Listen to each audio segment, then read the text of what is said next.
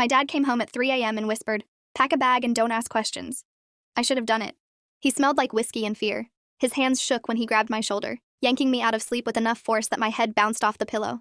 The hallway light behind him turned his face into a shadow, but I could see his eyes were too wide, darting toward my bedroom window like he expected something to crash through it. "Sophia, I need you to listen very carefully," he said, his voice barely above a whisper. "Go to Claire's room. Wake her up.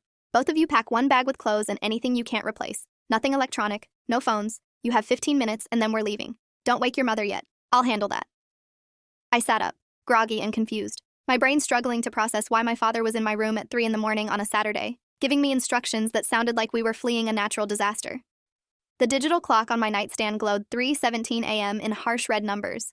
I'd been asleep for maybe 4 hours after staying up late finishing an essay for my college applications. "Dad, what are you talking about?" I asked, my voice coming out annoyed rather than concerned because this felt like some weird middle-of-the-night panic attack he was having. He'd been stressed lately, working long hours, coming home late, having hushed phone conversations that ended when anyone walked into the room. Mom had mentioned maybe he should see someone about anxiety.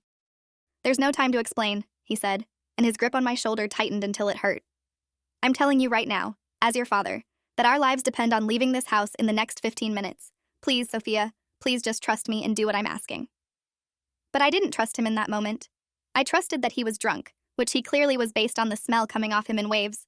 I trusted that he was having some kind of episode that would be embarrassing to discuss in the morning.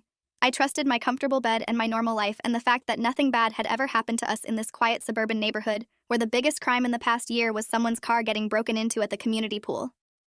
"Dad, you're drunk," I said, pulling away from his hand. "You need to go sleep it off. We can talk about whatever's bothering you in the morning."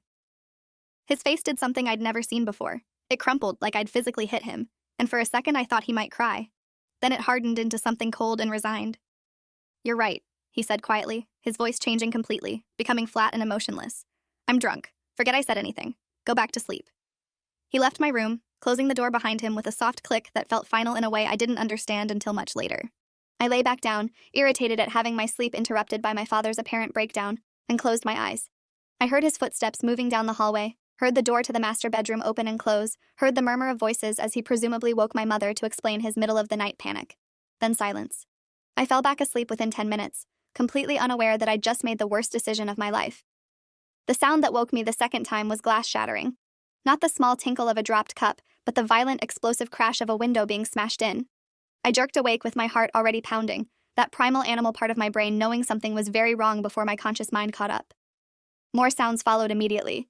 The thud of boots on hardwood floors, my mother's scream cut short, my father's voice yelling something I couldn't make out, and underneath it all a sound that made my blood freeze, the unmistakable crack of a gunshot inside our house. I rolled out of bed and hit the floor, my body moving on pure instinct. Another gunshot, then another. My sister Claire started screaming from her room across the hall, her voice high and terrified and calling for Mom and Dad. I crawled to my bedroom door and eased it open just enough to see into the hallway. What I saw made my stomach drop through the floor. There were 3 men in black clothing and ski masks in our house. One stood in the hallway blocking access to the stairs. Another was dragging Claire out of her room by her hair while she fought and screamed and clawed at his gloved hands. The third was walking out of my parents' bedroom, and I could see past him into their room where my mother lay on the floor in her nightgown, with blood spreading beneath her in a pool that was growing too fast to be anything survivable.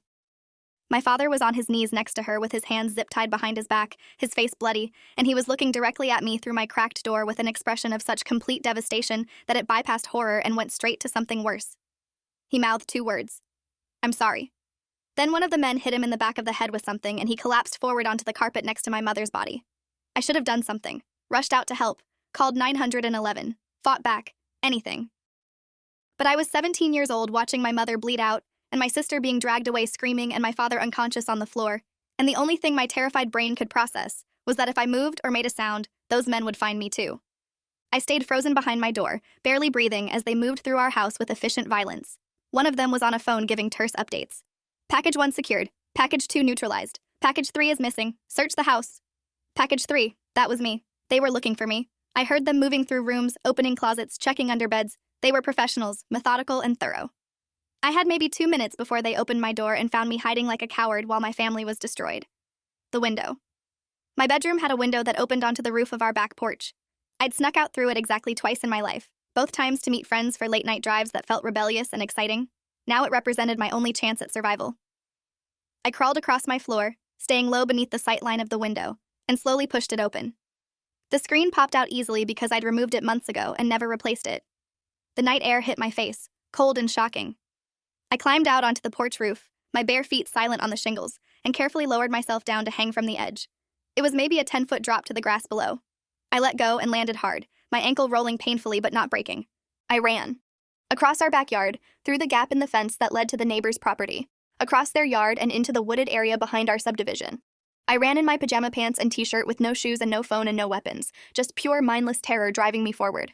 Behind me, I heard shouts and the sound of someone crashing through the fence after me. I pushed harder, branches whipping my face and thorns tearing my feet. I knew these woods from years of playing in them as a kid. There was a drainage culvert maybe a quarter-mile in, large enough to hide in, if I could reach it before they caught me. The footsteps behind me were getting closer. Whoever was chasing me was bigger and faster and wearing actual shoes. I wasn't going to make it to the culvert. I veered left toward the thickest part of the undergrowth and dove into a tangle of blackberry bushes, forcing myself deep into the painful thorns until I was completely covered. I pressed my face into the dirt and tried to control my breathing, tried to be invisible. The footsteps came closer, stopped maybe 15 feet from my hiding spot. I could hear my pursuer breathing hard, could hear him moving through the brush searching for me. "Lost her," he said into a radio or phone. "Too dark, too much cover. You want me to keep searching?" A crackle of static, then a voice I couldn't make out. "Understood," my pursuer said. "Pulling back now." His footsteps moved away, back toward my house. I stayed in those bushes for another 20 minutes, my whole body shaking, thorns embedded in my skin, listening to the sounds of vehicles arriving and leaving in the distance. Finally, I heard sirens. Multiple sirens getting closer. Police and ambulances responding to what I desperately hoped was a neighbor's 911 call about gunshots and screaming. I waited until I heard the sirens stop, indicating they'd reached my street, before I crawled out of the bushes. My arms and face were covered in scratches that burned. My feet were bleeding from cuts and embedded thorns. I limped through the woods toward the flashing lights visible through the trees, toward my street where half the neighborhood was now standing outside in their robes and pajamas watching police cars and ambulances clustered around my house. An officer saw me emerge from the woods and immediately called for help. Within seconds, I was surrounded by cops asking questions I couldn't answer coherently because my brain had fractured into 1,000 pieces, and all I could think about was my mother's blood spreading across the bedroom floor. They wrapped me in a blanket and put me in an ambulance where a paramedic started treating my cuts while asking if I'd been shot or stabbed or injured beyond the obvious lacerations. I kept trying to tell them about the men in masks, about Claire being dragged away, about my father being hit in the head. Words came out, but they didn't form proper sentences. The paramedic gave me something for shock, and the world went fuzzy around the edges. At the hospital, they cleaned my wounds and checked for serious injuries while police officers waited to question me. A detective introduced herself as Detective Amy Reeves, a woman maybe 40 years old with tired eyes and a gentle voice that made me want to cry. She asked if I could tell her what happened. I told her everything I could remember. The men in masks, the gunshots, my mother on the floor, Claire being taken. My father knocked unconscious, running through the woods. She wrote it all down in a notebook, her expression carefully neutral, and then asked the question I'd been dreading. "Sophia, your mother didn't make it. I'm very sorry for your loss. We're still searching for your father and sister. Can you think of any reason someone would target your family? Any threats or conflicts your parents mentioned?" I shook my head, numb beyond grief. "My dad tried to warn me," I said, the words finally connecting in my traumatized brain. "He came to my room at 3 a.m. He told me to pack a bag. He said we needed to leave, that our lives depended on it. I thought he was drunk. I told him to sleep it off." Detective Reeves leaned forward, suddenly much more focused. "What time exactly?" 3:17 a.m. I looked at my clock. He said we had 15 minutes to pack and leave. He said don't bring phones or electronics, just clothes and things we couldn't replace. Did he say why? Did he say who he was afraid of? No. He said there was no time to explain. I didn't believe him. I thought he was having an anxiety attack or something. If I'd just listened, if I'd just done what he said, we would have been gone before those men showed up. My mom would still be alive. Claire would be safe. I started crying then, these horrible racking sobs that made my chest hurt. The detective gave me time to fall apart, then gently asked more questions. Did I recognize any of the men's voices?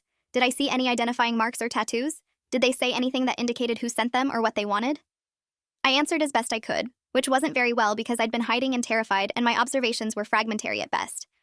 They kept me in the hospital overnight for observation, both medical and psychological. A social worker came to discuss temporary placement since I was a minor with no available parents and no other local family. My father's brother lived in Arizona, and my mother's parents were both deceased. I told them I was 17, would be 18 in 3 months, and could take care of myself. They explained that wasn't how the system worked. Around noon the next day, Detective Reeves came back with news that made my heart stop. They'd found my father's body in a drainage ditch 6 miles from our house with a single gunshot wound to the head. No sign of Claire. They were treating her disappearance as a kidnapping and had issued an Amber Alert with her description. I stared at the detective, trying to process that both my parents were now dead and my 14-year-old sister was in the hands of men who'd murdered our mother and executed our father. Why? I asked, my voice breaking. Why would anyone do this to us? We're nobody. We don't have money. We don't have enemies. My dad's an accountant and my mom was a school librarian. This doesn't make sense. Detective Reeves sat down in the chair next to my hospital bed and pulled out a folder I hadn't noticed she was carrying. Sophia, we've been investigating your father's background, and we've discovered some information you need to know. Your father wasn't exactly who he said he was. She opened the folder and showed me documents that made my reality fracture again. My father, David Holloway, had another identity. Before I was born, he'd been David Reardon, a forensic accountant working for the FBI investigating organized crime. He'd built the case that put Leonard Voss, one of the most powerful crime bosses in the Northeast, in federal prison 18 years ago. Voss had been sentenced to 30 years for racketeering, money laundering, and ordering multiple murders. In exchange for his testimony, my father had been placed in witness protection with a new identity. He'd married my mother, who knew his real history, and they'd built a quiet suburban life far from his past. Witness protection, I repeated numbly. We were in witness protection and nobody told me. Your father specifically requested that you and your sister never be informed. He wanted you to have normal childhoods without the fear and paranoia that comes from knowing you're hiding from dangerous people. The marshals assigned to his case agreed it was safer if you didn't know. Children can't accidentally reveal secrets they're unaware of. Leonard Voss, I said, the name clicking into place with something I'd overheard recently. He got out, didn't he? Early release or something. I heard my dad on the phone a few weeks ago arguing with someone about how it was supposed to be 30 years, not 18. I didn't understand the context. Detective Reeves nodded grimly. Leonard Voss was released from federal prison 6 weeks ago on a technicality. His lawyers successfully argued that evidence in his original trial was obtained improperly. The conviction was overturned and the prosecutors decided they didn't have enough clean evidence to retry him after 18 years. He walked out of prison a free man with every intention of settling old scores. My father knew, I said, understanding flooding through me with sickening clarity. He knew Voss was out. He knew he was in danger. That's why he tried to get us out. That's why he came to my room at 3 a.m. telling us to run. He knew they were coming. We believe your father received a credible threat sometime that night, yes. We're still trying to determine his exact movements that evening and who he might have been in contact with. What we know is that Leonard Voss's organization acted fast and decisively. They killed your mother to hurt your father. They took your sister as leverage. And they executed your father to close that chapter of Voss's past permanently. I felt rage building beneath the grief, hot and sharp and overwhelming. So where's the FBI in all this? Where were the marshals who were supposed to be protecting him? How did Voss's people find us in the first place? Detective Reeves's expression tightened. Those are excellent questions we're actively investigating. Your father's witness protection file was sealed and accessible only to a small number of federal agents. Someone had to have leaked your family's location and new identities to Voss's organization. We're looking at everyone who had access. You're telling me there's a mole, I said. Someone in law enforcement sold out my family to a crime boss. That's what the evidence suggests, which means we need to be very careful about who we trust and how we proceed. The FBI has taken over the investigation, and they're working with our department to find your sister and identify who compromised your father's protection. But Sophia, you need to understand how dangerous this situation is. If Voss's people find out you survived, they might come after you to eliminate the last member of your family. We need to get you into protective custody immediately. I laughed, a bitter sound with no humor in it. Protective custody, like what my dad had, the kind that gets your whole family murdered? I understand your distrust, but staying visible and unprotected is not an option. These are professional killers working for one of the most vindictive criminals in the country. Your father testified against Voss 18 years ago. Voss spent nearly 2 decades in prison because of that testimony. Now he's out and he's systematically erasing everyone connected to his conviction. Your father's FBI handler was found dead in his apartment 4 weeks ago, made to look like a heart attack. The lead prosecutor from the original trial died in a car accident 3 weeks ago. The judge who sentenced Voss was killed in a home invasion 2 weeks ago. Your family is part of a larger pattern of revenge killings, and you're the only living witness to what happened in your house. The information kept coming, each new detail a hammer blow. My father's old life had reached out and destroyed everything I'd ever known. I want to help find Claire, I said. Tell me what I can do. Detective Reeves shook her head. What you can do is stay alive and let the professionals handle this. We have agents working the case, following leads, putting pressure on Voss's known associates.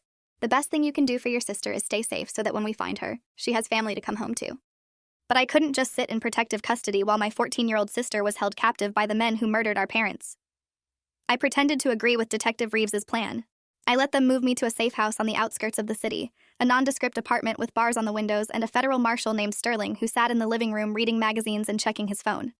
I waited until the second night when Sterling dozed off on the couch around midnight, and I slipped out the bathroom window that I'd carefully unlocked earlier.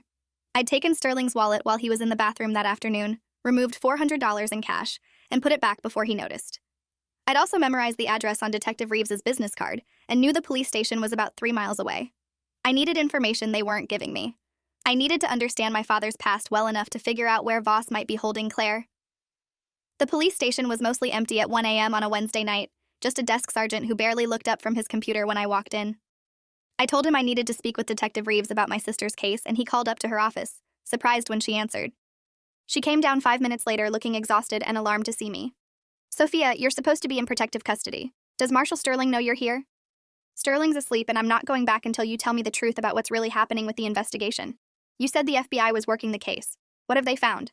What leads are they following? Where do they think Claire is being held?" Detective Reeves looked at me for a long moment, then sighed and gestured for me to follow her upstairs to her office. She closed the door behind us and sat down at her desk, pulling up files on her computer. "The truth is, we're hitting walls everywhere we turn," she said quietly.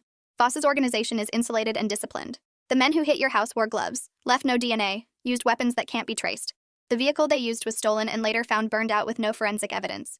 We've been surveilling Voss himself, but he's been careful to stay visible and legal since his release, attending meetings with his lawyers, having dinners at expensive restaurants, acting like a legitimate businessman. If he ordered the hit on your family, he did it through intermediaries we can't identify." "What about the mole?" I asked. "The person who leaked my father's location. Have you found them?" "We're still working on it. The FBI's Office of Professional Responsibility is investigating everyone who had access to your father's file. It's a short list, maybe 15 people total, but investigating federal agents is complicated and slow." "15 people," I said. "One of them sold out my family. One of them is responsible for my mother's death and Claire's kidnapping.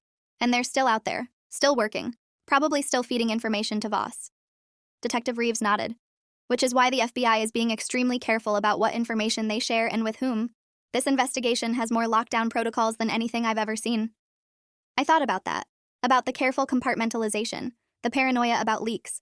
An idea formed, dangerous and probably stupid, but I couldn't shake it. "What if we use that?" I asked. "What if we create false information and see who bites?" The detective looked at me with new assessment. "Explain." "You said they're being careful about what they share, but what if we deliberately leak something false through different channels? Like, tell 5 different people 5 different stories about where I am or what I know, and see which version gets back to Voss's people?" Detective Reeves leaned back in her chair, considering it. "That's actually not a bad idea in theory, but in practice it requires resources and authorization I don't have. The FBI would need to sign off on any kind of operational deception, and they're not going to trust a traumatized 17-year-old to be part of an active investigation." "Then don't tell them," I said. "Look, you brought me up here and you're showing me files you probably shouldn't be sharing. That tells me you're frustrated with how slow this is moving while my sister's life is on the line. So let's do something off the books. Small scale. We pick 2 or 3 people you suspect might be the leak and we feed them different information about me. See what happens." She studied me for a long moment. "If I even considered this, which I'm not saying I am, what exactly are you proposing we leak?" "Tell them I remembered something," I said, the plan forming as I spoke. "Tell them I saw something during the attack that could identify one of the men. Make it specific enough to be believable. Then we watch to see if anyone comes after me to silence me before I can testify."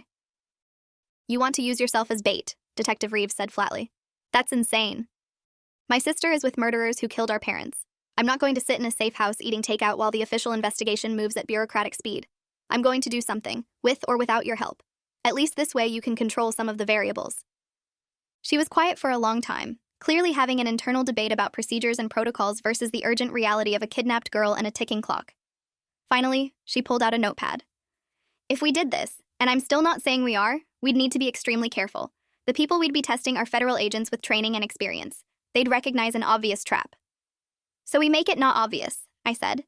"We make it look accidental, like information I let slip to the wrong person or something you mentioned in a casual conversation that got overheard." Detective Reeves wrote some names on her notepad. "There are 3 agents who've been acting strangely since your father's case broke open. Agent William Foster has been asking questions outside his purview and showing up in briefings he wasn't invited to. Agent Nina Kowalski made some large cash deposits to her bank account last month that she explained as inheritance, but the timing is suspicious. And Deputy Marshal Gregory Lane was one of your father's primary handlers in witness protection, and he's the one who would have had the most detailed knowledge of your family's location and routines." "Which one do you think it is?" I asked. "If I had to guess, I'd say Lane. He has the access, the knowledge, and he's been defensive and evasive when questioned about your father's case. But we can't prove anything, and the FBI won't move against one of their own without concrete evidence. So we get the evidence, I said. We set the trap for all three of them with different bait and see who springs it. Detective Reeves looked at me with something between respect and concern. You understand if we do this and someone comes after you, they'll be trying to kill you. These aren't amateurs. They're professionals who've already killed multiple people successfully. I understand, I said. And I'm still willing to do it because the alternative is abandoning my sister to whatever they're doing to her. The detective nodded slowly. Give me until morning to think about how we could structure this. Go back to the safe house before Sterling wakes up and realizes you're gone. I'll contact you tomorrow through official channels about a follow-up interview. That'll give us cover to meet and plan this properly. I agreed and left the police station, walking back through empty streets to the safe house. I climbed back in through the bathroom window just as carefully as I'd left. Sterling was still asleep on the couch, snoring softly. The next morning, Detective Reeves called the safe house and said she needed me to come to the station for a follow-up interview about details from the night of the attack. Sterling drove me over in an unmarked car and waited in the lobby while I went up to Reeves's office. She'd spent the night working out a plan. Here's what we're going to do, she said, showing me a document on her computer. I'm going to file a report stating that during our follow-up interview, you remembered seeing a distinctive tattoo on one of the attackers when his sleeve rode up during the struggle. The tattoo was a serpent coiled around a dagger with specific details you couldn't have made up. That information will go into the official case file where multiple people will have access to it. But I didn't see any tattoo, I said. Exactly. It's false information designed to flesh out who's feeding intelligence to Voss's organization. Now here's where it gets specific. I'm going to mention this tattoo discovery to 3 different people in 3 slightly different ways. She showed me her notes. To Agent Foster, I'll say you remembered the tattoo was on the attacker's right forearm.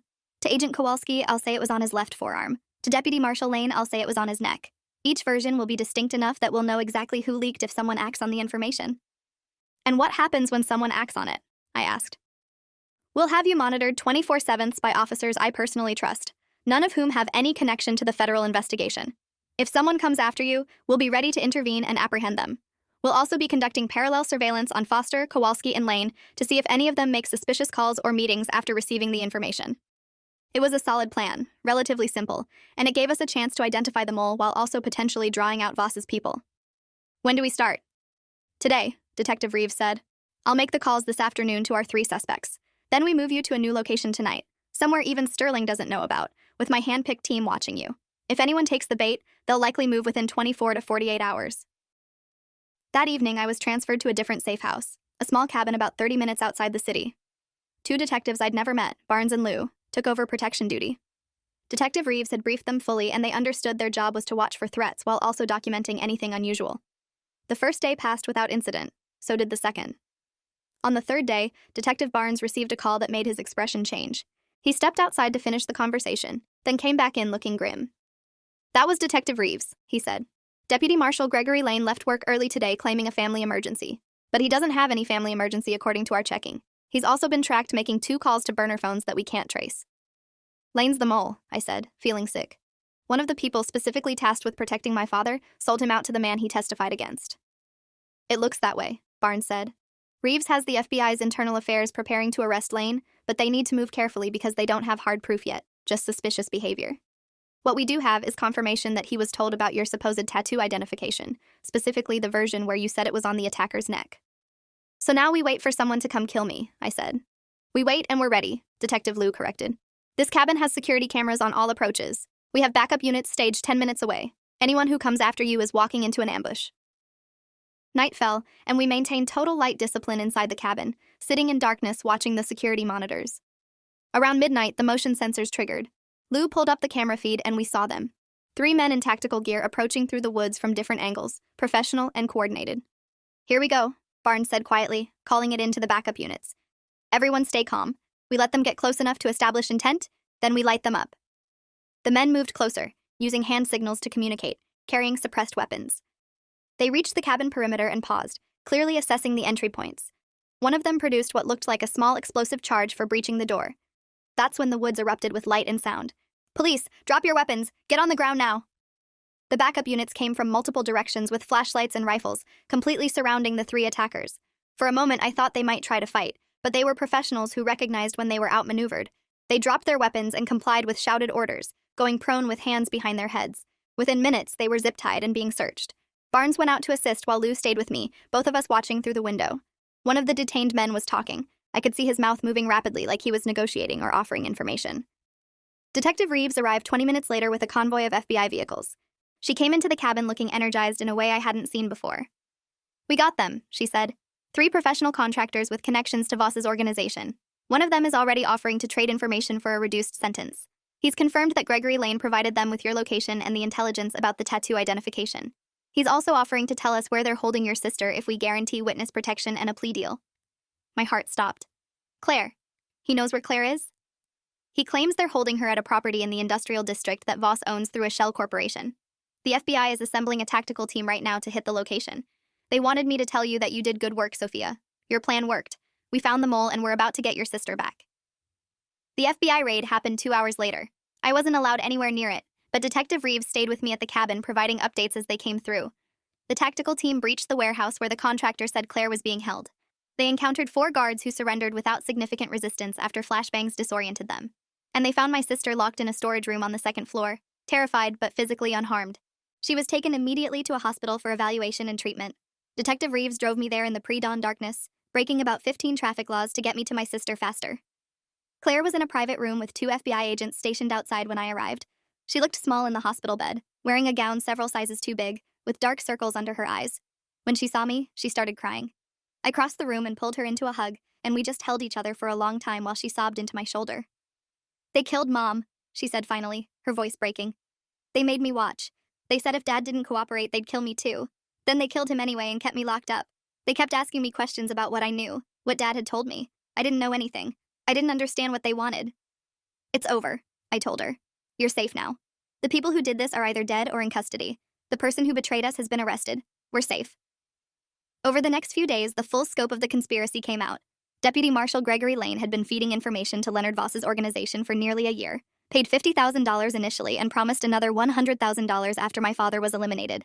He'd provided our address, our routines, our security protocols, everything Voss needed to plan the hit.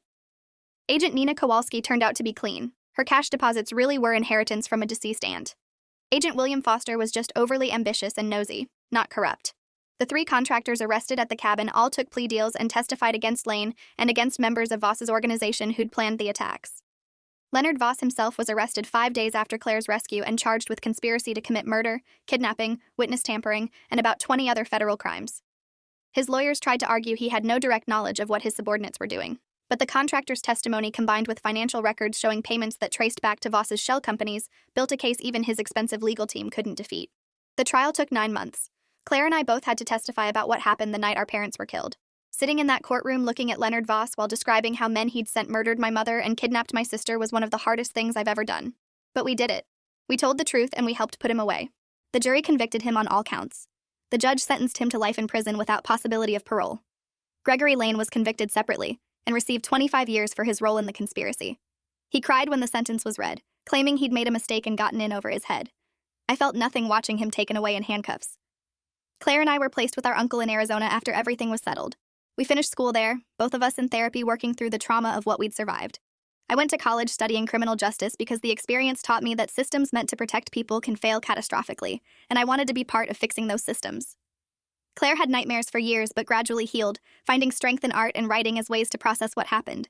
We talk about our parents sometimes, about the good memories from before everything fell apart. Mom reading to us before bed, Dad teaching me to ride a bike.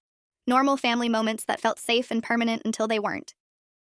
I think a lot about that night when my father came to my room at 3 a.m., smelling like whiskey and fear, telling me to pack a bag and trust him. I should have done it. I should have listened. We would have lost everything anyway. We would still have been running and afraid, but maybe we all would have survived. Maybe we'd have had more time. But I didn't listen, and the consequences of that choice are scars I'll carry forever. The loss of my mother, the trauma Claire endured, the knowledge that I could have prevented all of it if I'd just trusted my father when he needed me to. I've learned to live with that guilt, to channel it into something productive rather than letting it destroy me. But late at night, sometimes I still hear his voice in my head whispering those words, pack a bag and don't ask questions. And I wish with everything in me that I could go back and make a different choice, that I could save my family instead of having to survive their loss. Thanks for watching till the end. Make sure to subscribe and like to not miss the next story.